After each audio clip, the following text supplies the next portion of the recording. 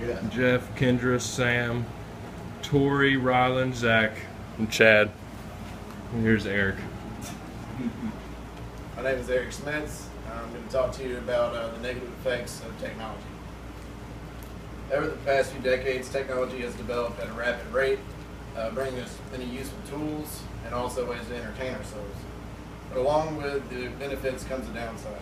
In this speech, I'm going to go over a few examples of how technology negatively affects us. The first example is going to be distractions.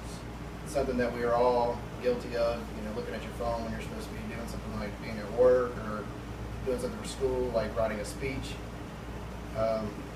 According to research at a California State University, when observing a group of middle school students that were asked to study for 15 minutes, on average, the student would only go 2 or 3 minutes without checking their phone or putting something on Facebook. The next example is we're going to talk about how it affects us socially. Instead of children interacting face-to-face with their peers, some are relying predominantly on social media to communicate, possibly stunning the social development of that child.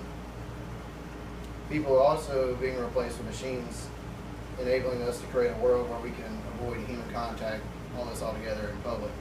And what I'm talking about is self-checkout lines at Walmart and things like that.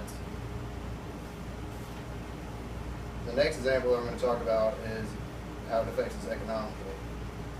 Like we talked about before, there's many companies like Walmart implementing the self-checkout line instead of hiring a cashier. This is taking their jobs. We also have ATMs that have reduced the amount of bank tellers needed at banks.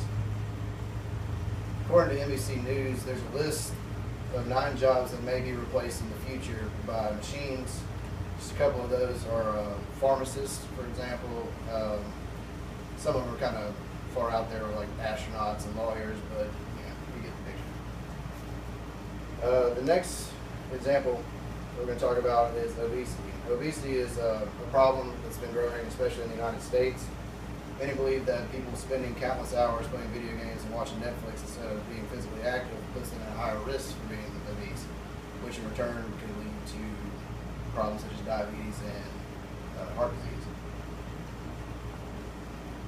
Studies have also shown that people are staying up later because of technology, watching Netflix, playing video games. Because of this, losing sleep, you're just going to slow down your metabolism, also going to increase your chances of being obese. The next one we're going to talk about is the inability to function without technology. We have these great tools such as GPS and things like that that's put in place to help us, but people are becoming so reliant on it that they can't function without it. You've got mothers that can't find the grocery store without their GPS and certain things like that. Even though I've chosen to focus on the negative aspects of technology, of course it's not all bad. Drinking water is a good thing, for example, but it's not okay for you to try to drink a whole swimming pool full of water. Too much of anything can be a bad thing, and we as a society must learn to find a healthy balance.